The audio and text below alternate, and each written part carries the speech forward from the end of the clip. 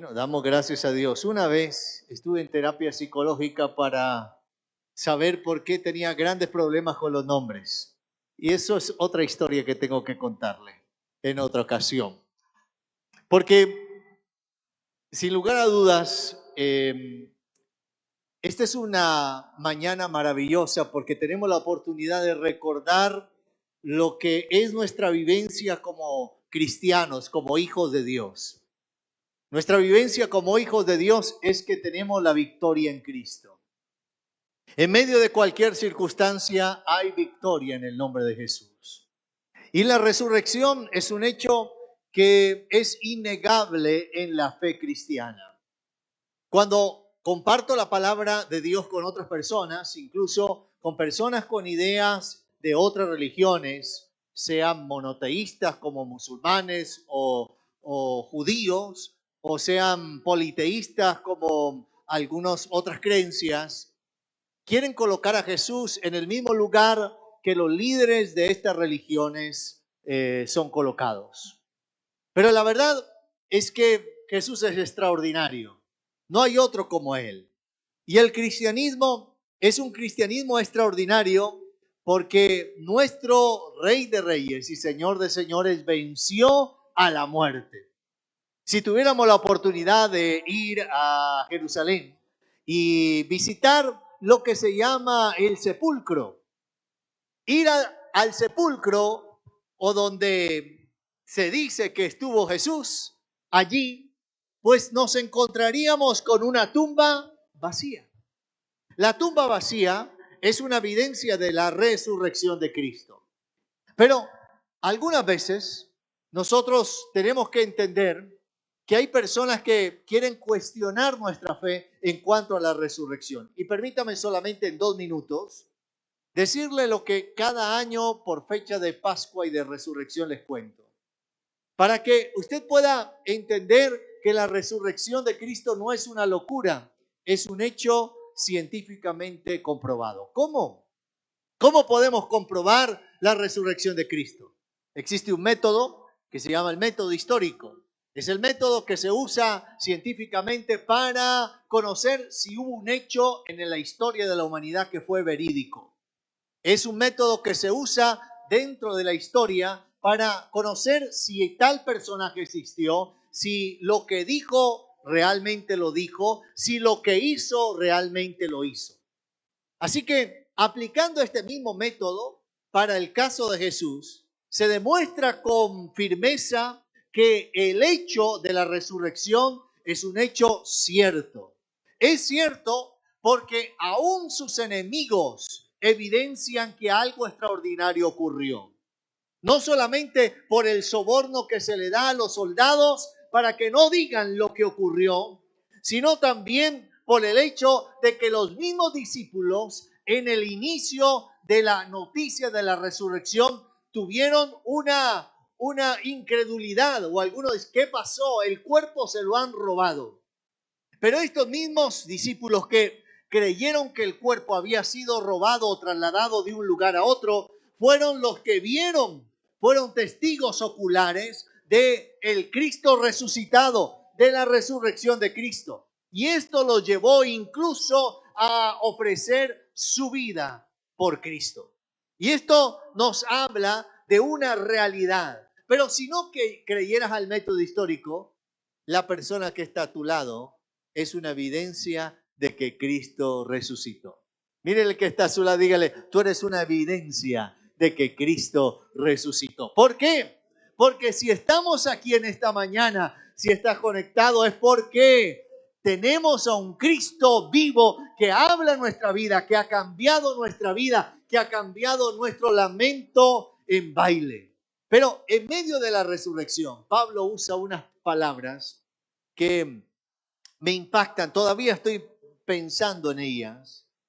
Y él usa las palabras en Filipenses, no lo vaya a buscar, no es el texto base de esta mañana, pero quiero comenzar allí diciéndole que Pablo dice que todo lo tiene por basura con tal de tener a Cristo y que quiere conocerlo a Él y conocer el poder de la resurrección.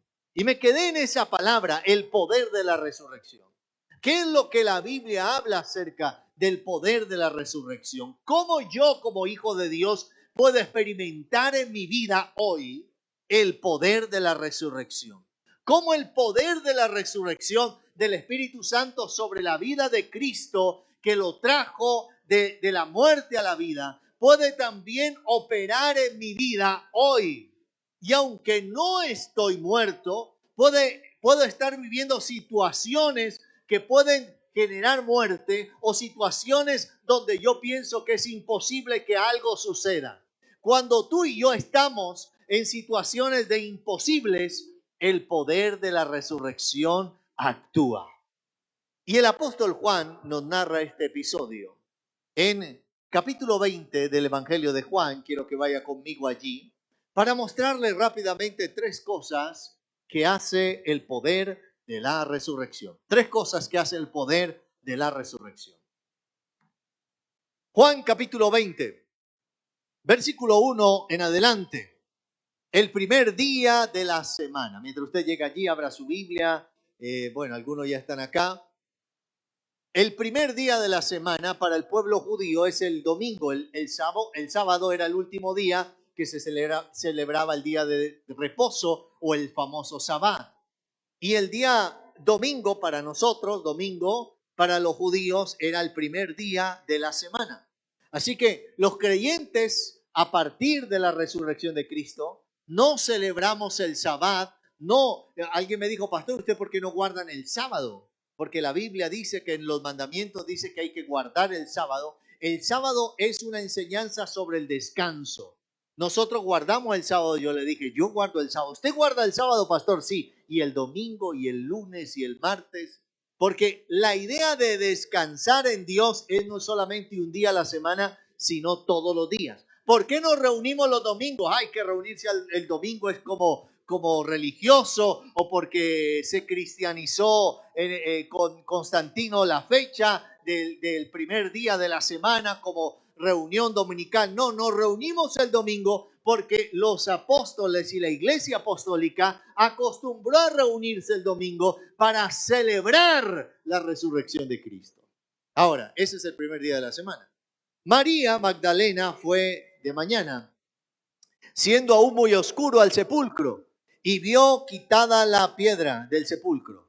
Entonces corrió y fue a Simón Pedro y al otro discípulo, aquel a que amaba a Jesús, y le dijo, se han llevado del sepulcro al Señor. Se han llevado del sepulcro al Señor. Miren la reflexión de María Magdalena.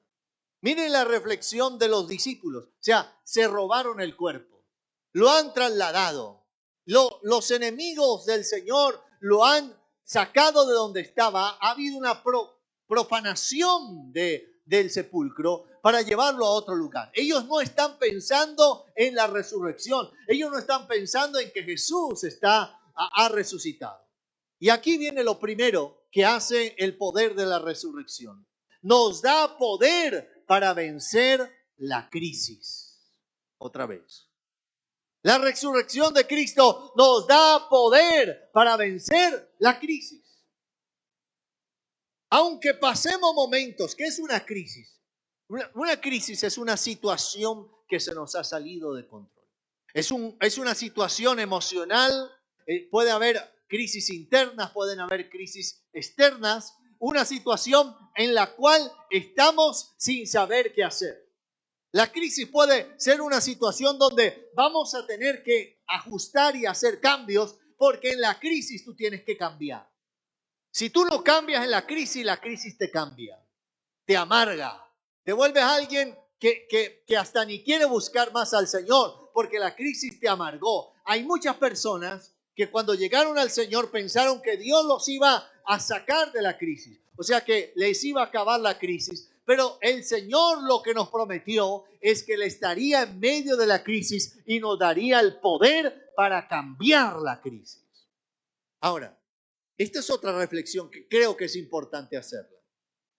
A veces nosotros estamos pidiéndole al Señor que cambie el desierto o que nos saque del desierto. Sácame de esta condición, sácame de esta circunstancia. Y lo que el Señor te está diciendo y me dice, yo soy capaz de transformar tu desierto. No, no te quiero sacar, quiero que tú lo transformes. Es lo que hizo Israel en una tierra que no es como la nuestra. Nosotros estamos ubicados en una área geográfica de nuestra tierra maravilloso. Este trópico produce de todo, de todo. Podemos ir a paisajes, a lugares, diferentes climas, podemos experimentar diferentes situaciones de agricultura, pero cuando usted va a Israel o iba a Israel, se encontraba desierto.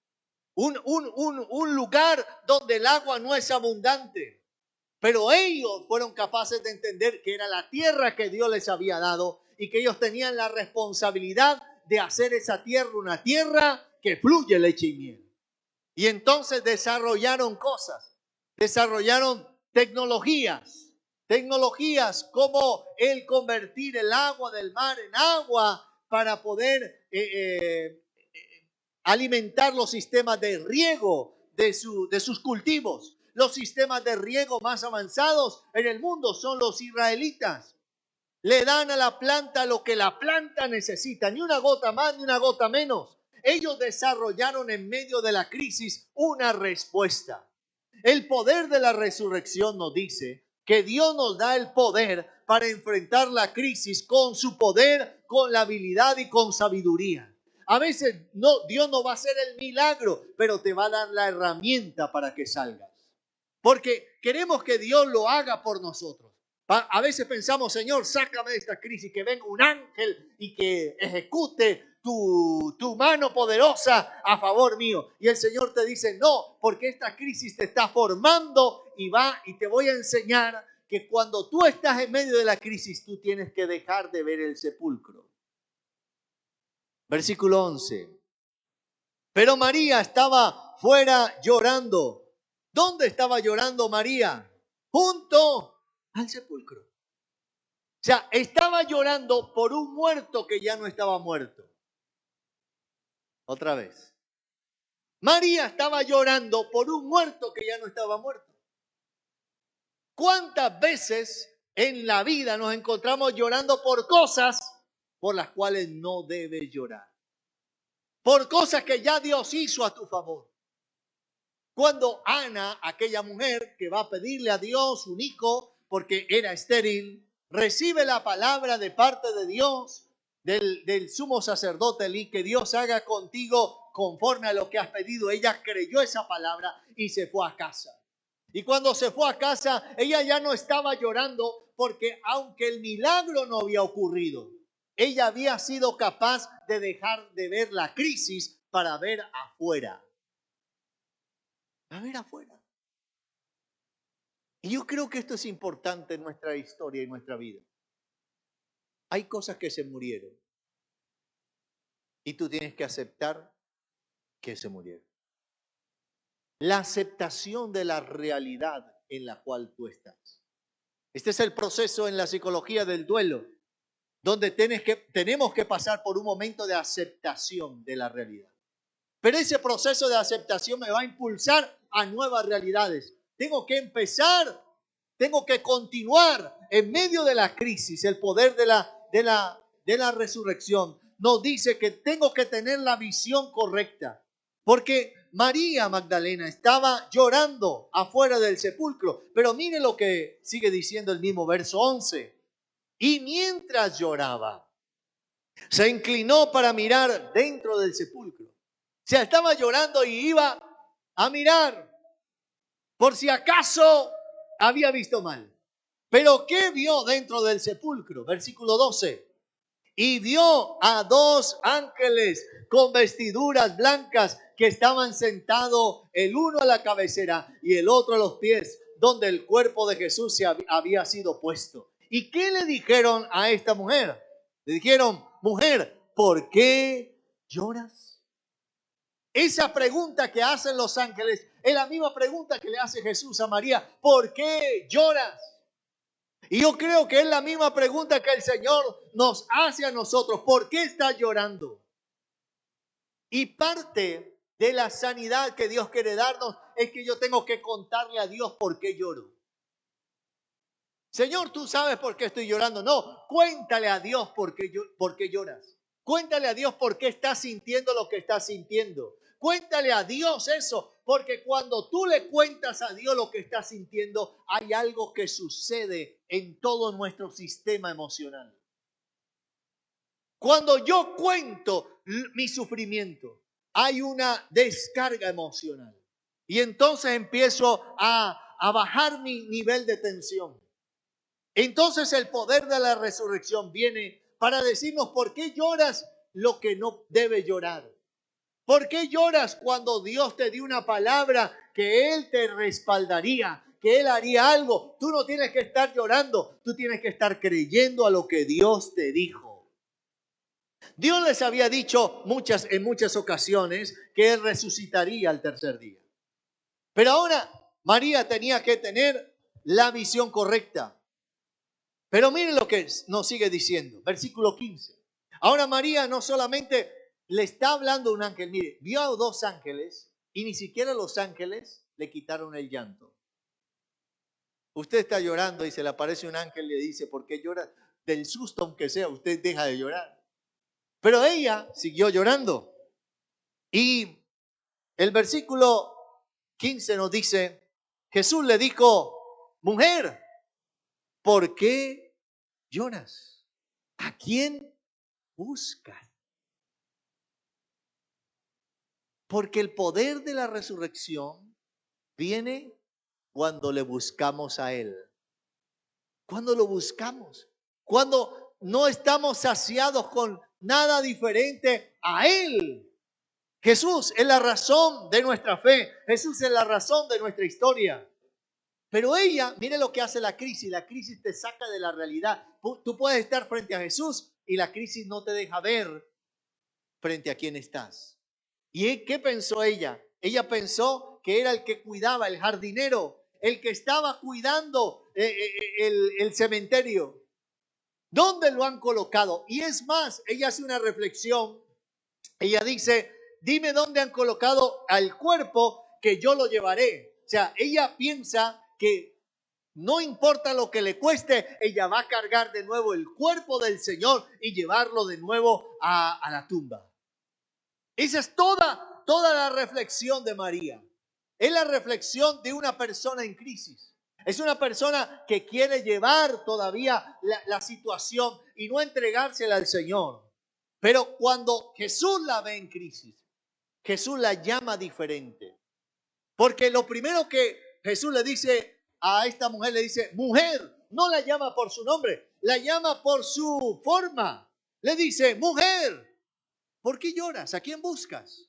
Y cuando ella le expresa lo que siente, Jesús la saca de esa situación y le dice, María, la llama por su nombre, la llama como ella estaba enseñada a que Jesús la llamara. Cuando Jesús te llama por tu nombre, porque Él te conoce.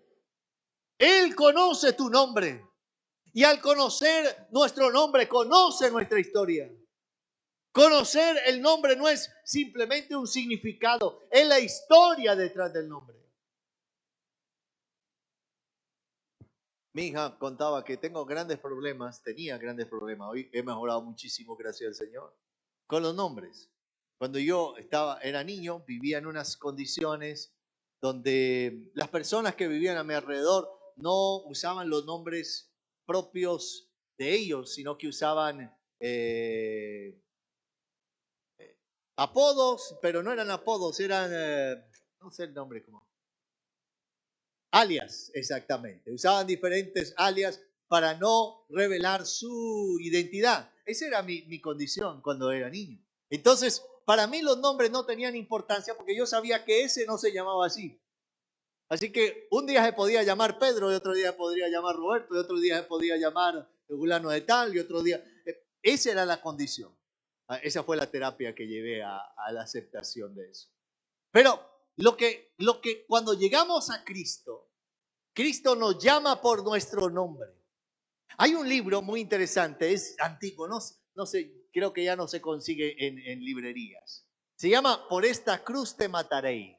Es una historia de un misionero que viene a compartirle el evangelio a una comunidad en la época de los 80, finales de los 70, que era la comunidad motilona. Era una de las tribus no alcanzadas, una comunidad indígena muy difícil de alcanzar porque era muy agresiva. Las personas que tenían contacto con este tipo de comunidad generalmente terminaban siendo asesinadas. Y Dios llama a locos, a sus locos maravillosos, para que vayan allá a llevar la palabra. Y él hace todo un trabajo maravilloso. No tengo tiempo para contarle esta historia. Le animo para que lo lea. Tal vez está en internet gratis, se lo puede googlear. Por esta cruz te mataré, se llama. Y este hombre ha evangelizado a toda la comunidad. Todos se han convertido a Cristo porque esta comunidad, que era muy fuerte en sus raíces interculturales y de relación, cuando hubo un avivamiento, todos entregaron su vida a Cristo. Pero estaba él atendiendo a uno de los líderes que estaba padeciendo de una enfermedad en un hospital. Y cuando va a visitar este misionero a este hombre le dice: Jesús estuvo aquí. Y entonces el misionero pensó que estaba delirando. ¿Jesús estuvo aquí? Sí. ¿No será que lo confundiste con un doctor? No. Y le preguntó: ¿y cómo era? Y él dijo: era como yo. Jesús no se le presentó con una túnica, no se le presentó como con el rostro de un judío, se presentó como él. Y entonces el misionero le dice: ¿y por qué sabías que es Jesús? Y este hombre le dijo esto, que fue la revelación para él. Dijo: porque me llamó por mi nombre. ¿Y cómo así? El misionero entendió que los motilones usaban dos nombres: el nombre público, que todo mundo lo conocía, pero ellos tenían un nombre privado que nadie más conocía. Era el nombre secreto, y el que conocía ese nombre tenía poder y dominio sobre esa persona. Y cuando Jesús se le aparece, no lo llama por el nombre público, lo llama por el nombre privado, diciéndole: yo soy el Señor de tu historia. Cuando Dios te llama y me llama, nos llama por nuestro nombre. Y es más, nos dice: y si quieres, si no te gusta mucho tu nombre, yo tengo un nombre nuevo para ti. El nombre nuevo que el Señor nos va a entregar es un nombre que Él tiene derecho a colocarnos. ¿Cómo será? Así que por ahora me puedes llamar así, pero en el cielo me tendrás que llamar por otro nombre. Lo segundo que nos muestra este pasaje es que el poder de la resurrección no solamente nos da poder para vencer la crisis, sino que también nos da poder para creer en los imposibles. La iglesia del Señor somos una iglesia que entiende que para Dios no hay nada difícil. No hay nada difícil. Para Dios no hay nadie difícil. Para Dios no hay circunstancia que le quede grande. Yo creo en el Dios del imposible. Creemos en un Dios sobrenatural. Aunque las puertas estén cerradas, Dios se puede meter en lo imposible. Después de un accidente que tuvimos hace muchos años atrás en una motocicleta, habíamos quedado con una deuda casi impagable para nosotros en la fundación Valle de Lili por una cirugía que le habían hecho a mi esposa. Yo cada mes tenía que ir a pagar una cuota que había quedado para cubrir esa deuda, y todavía nos faltaba muchísimo. Yo le dije: Señor, para ti no hay nada imposible. Paga tú la deuda por mí. Sin embargo, pues yo tenía que ir. Fue un deseo, más que una oración, un deseo.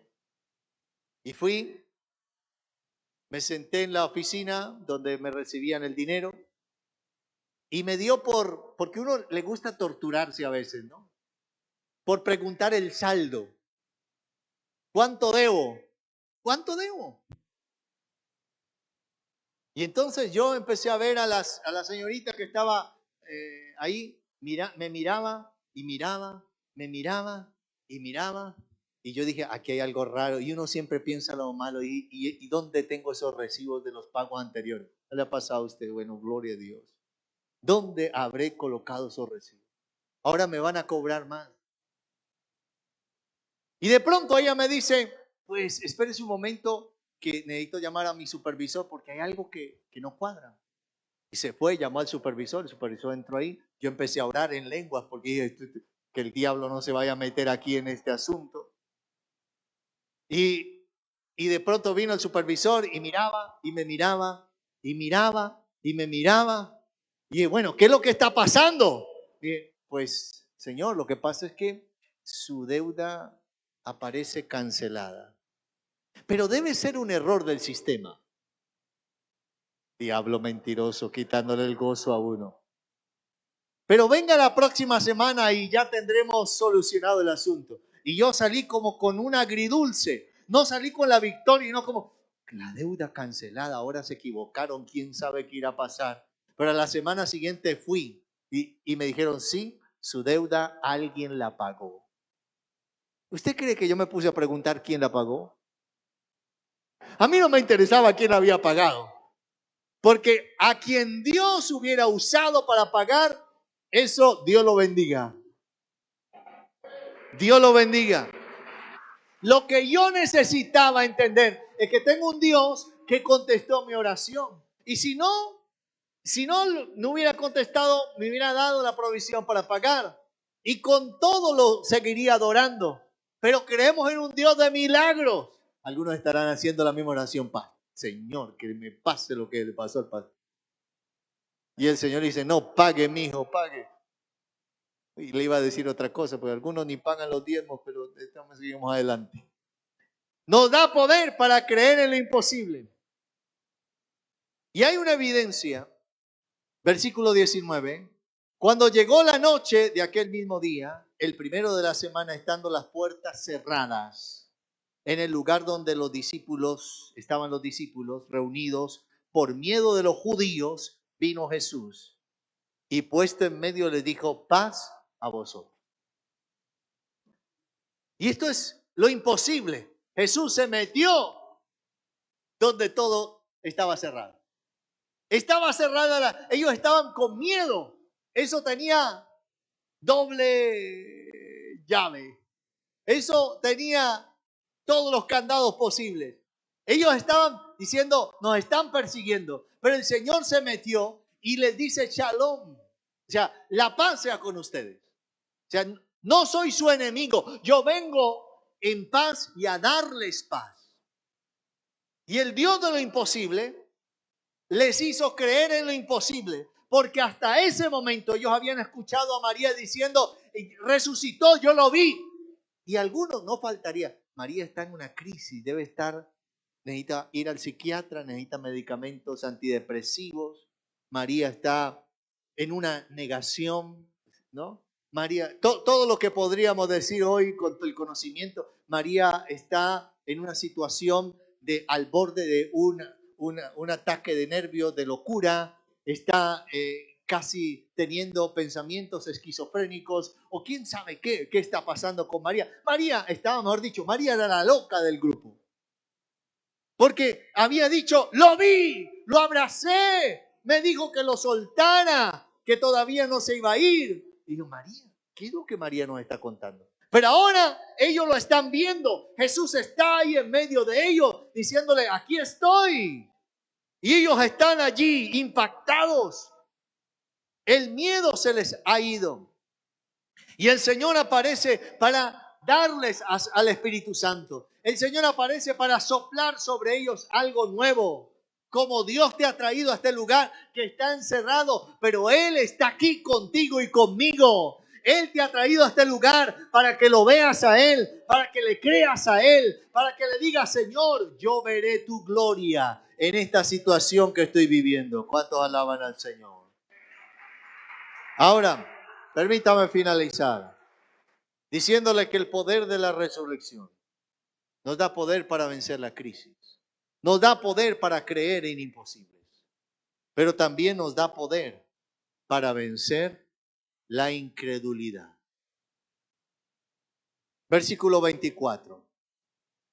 Pero Tomás, ¿quién? Uno de los 12, o sea, un creyente, un discípulo, un apóstol, llamado Didimo, no estaba con ellos cuando Jesús vino.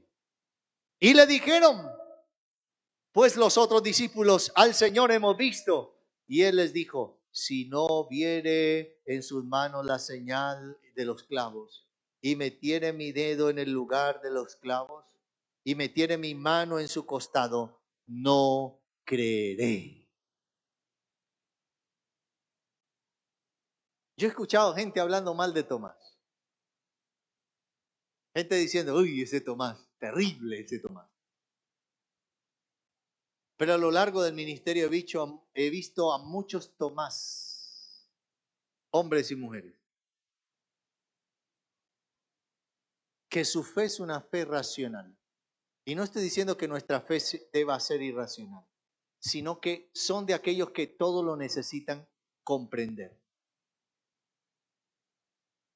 Son ese tipo de fe que necesita evidencia. Es ese tipo de fe que pide señales, que para todo pide señales. Señor, si esto es tuyo, Señor, que hoy llueva. Hay gente que es así, creyentes, uno me encuentra. Es una fe débil, esa fe que anda pidiendo señales por todo. Está como el joven soltero, no le digo de cuántos años, que quería casarse. Bueno, pongámosle de 27 añitos, que quería casarse. Y ella veía que todas las muchachas jóvenes de iglesia se iban casando y él no dice, Señor, yo necesito que hoy me reveles con quién me voy a casar.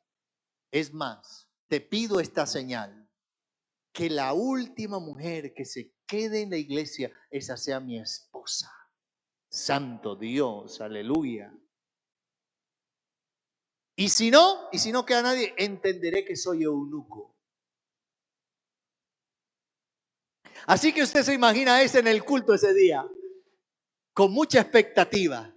Se acabó la celebración, el pastor despidió a todo el mundo y todos los solteros empezaron a irse.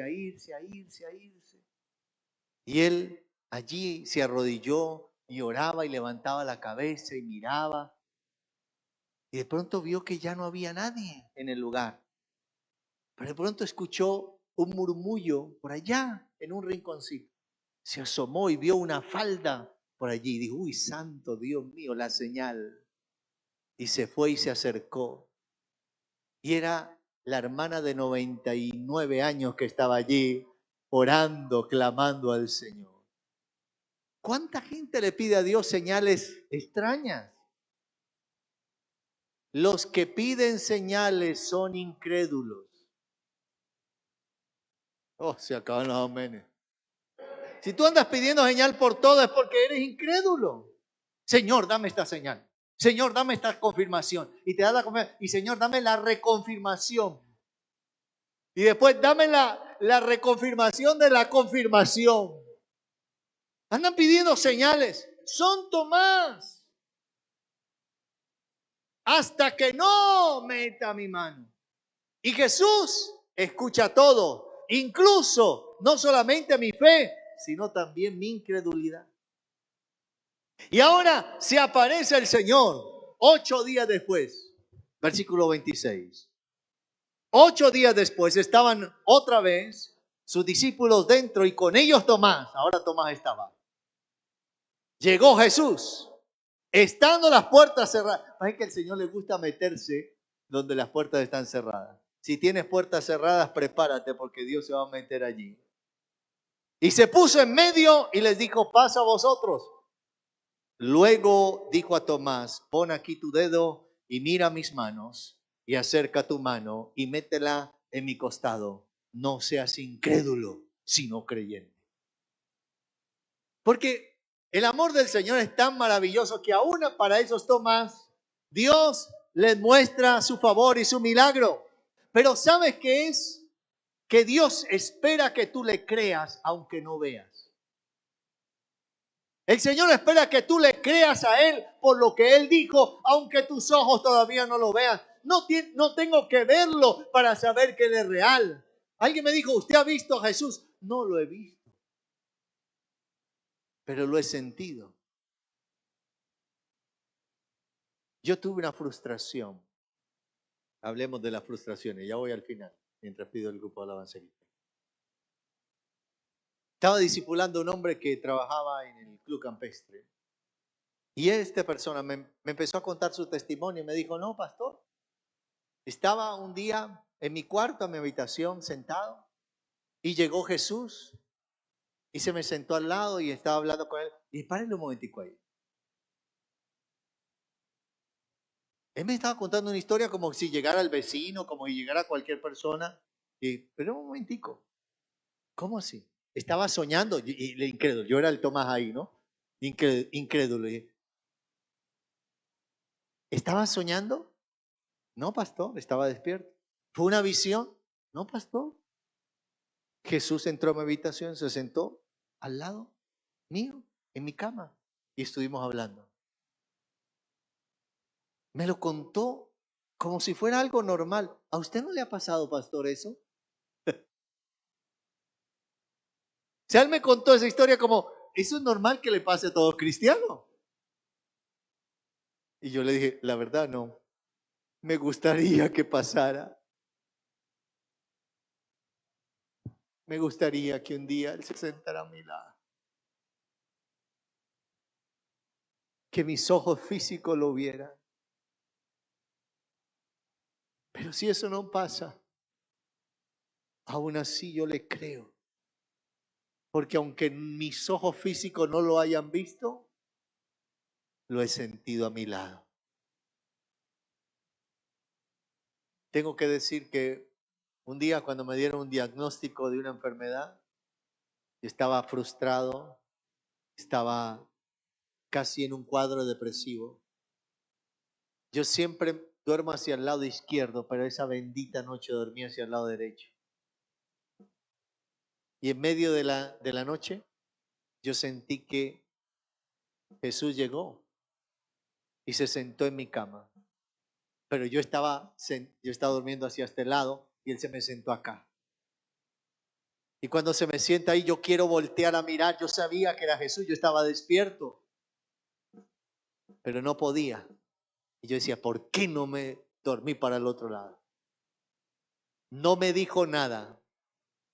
No me dijo, Amílcar, te sano. No me dijo, Amílcar, estoy contigo. No me dijo nada. Pero para mí fue suficiente. El mensaje era este: estoy contigo. Tú no estás solo. El poder de la resurrección nos dice que Jesús sigue visitando a sus hijos. Prepárate, porque todavía Jesús llega a los cuartos de sus discípulos, de hombres y mujeres que le adoran. Prepárate, porque en los últimos tiempos el Señor llegará a tu habitación. ¿Lo verás o no? ¿O lo sentirás? Pero el Cristo resucitado, el poder de la resurrección vendrá para decirte que hay victoria en su nombre. ¿Por qué no te colocas un momento de pie? Aleluya.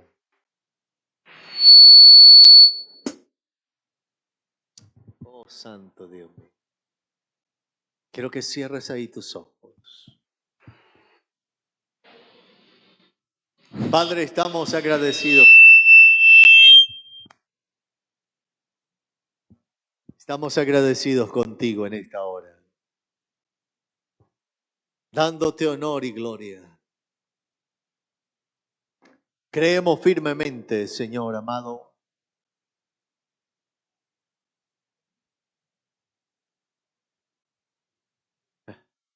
que no necesitamos ver para creer.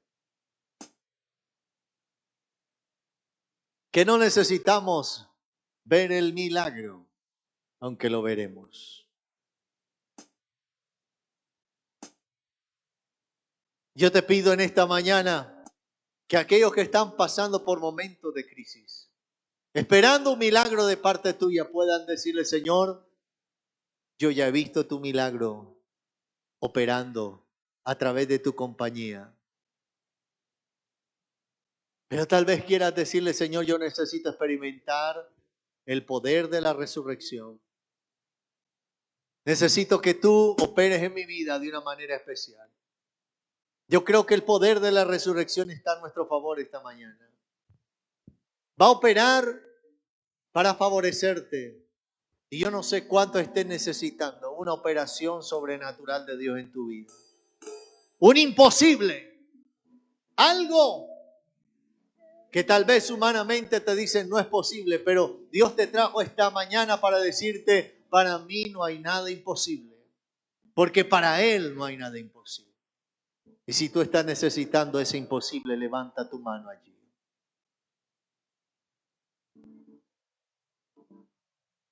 Oh, santo, santo, santo. Y mientras adoramos, tú que levantaste tu mano, yo bendigo a cada persona que se ha conectado a través de las redes sociales y declaro un milagro sobre sus vidas en el nombre de Jesús.